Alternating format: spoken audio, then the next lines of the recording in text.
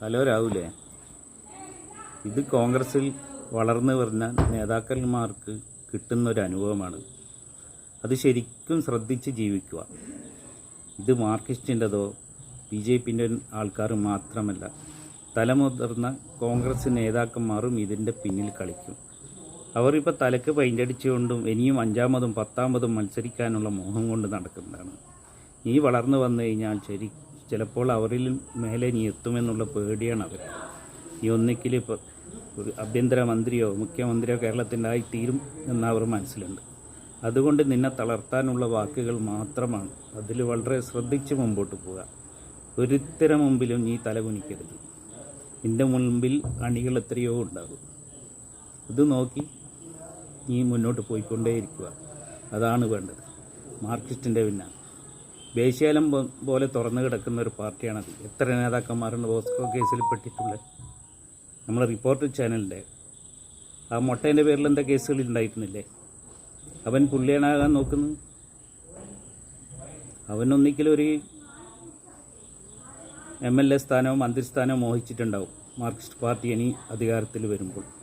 ഇപ്പോഴത്തെ ആരോഗ്യമന്ത്രി എങ്ങനെ മന്ത്രിയായത്, ആദ്യം എങ്ങനെ സ്ത്രീ MLA ആയത്, അതുപോലെ ഇവനും ആഗ്രഹിക്കും. അതാണ് ഇതിൻ്റെ പിന്നിൽ. നിൻ്റെ പിന്നിൽ എത്രയോ ലക്ഷക്കണക്കിന് ജനങ്ങളുണ്ട്. അതിലൊരാൾക്കും നീ അടിയറ പറയാതെ മുമ്പോട്ട് പോകും. എത്രത്തോളം ഇവർ കളിക്കുമെന്ന് പുറത്ത് നിന്ന് നീ കാണും. നിൻ്റെ പിന്നിലും ജനങ്ങളുണ്ട്. അത് നീ ഓർക്കുക. ഈ പറയുന്ന സ്ത്രീകൾക്ക് എന്തുകൊണ്ട് മുമ്പിൽ വന്നു എന്ന് പറഞ്ഞുകൂടാ? എന്തുകൊണ്ട് പോലീസിൽ പോയിട്ട് കേസ് കൊടുത്തുകൂടാ? ഇത് അവരുടെ ഇഷ്ടത്തിന് കളിക്കുന്നതല്ല, ബാക്ക്ഗ്രൗണ്ടിൽ കളി നടത്തുന്നതാണ്. പിന്നെ ഒരു ചാനലിൽ കണ്ടു, ഒരു MP മകളുമായിട്ട് ബന്ധമാണ്. ഈ MP മകളെ നോക്കി നടത്താത്തത് കൊണ്ടല്ലേ MP മകളെ അങ്ങനെയൊക്കെ വഴിതെറ്റിപ്പോന്നു. ഓരോ ആണ് ചിരിച്ച് കളിച്ചൊരു തവണ ഫോൺ ചെയ്യുമ്പോഴേക്ക് അവനക്ക് മറുപടി അയക്കില്ല, അവനോട് കൊഞ്ചിക്കുവാൻ. ഇതാണോ? അത് വീട്ടിലുള്ള തന്തയും തള്ളയും മക്കളെ നല്ല ശരിക്ക് വളർത്തണം. എങ്കിലേ ആ മക്കൾ നേർവഴിക്ക് പോവുള്ളൂ. അല്ലാണ്ട് അക്കൗണ്ടിലെ ലക്ഷങ്ങൾ വാരിയിട്ട് കൊടുത്തുകൊണ്ട് മക്കൾ പുറത്തിളക്കലല്ല ചെയ്യേണ്ടത്. എങ്കിലും എല്ലാ മക്കളും പഴച്ചു നടന്നുകൊണ്ടിരിക്കും. അപ്പോൾ ഈ കളിക്കുന്ന കളിയൊന്നും നീ ഒരിക്കലും നിൻ്റെ ശ്രദ്ധയിൽപ്പെടും. ഇനി നീ കഴിഞ്ഞാൽ അടുത്തത് ഷാഫി ആയിരിക്കും. ഷാഫിനെ കഴിഞ്ഞാൽ വേറൊരുത്തനായിരിക്കും.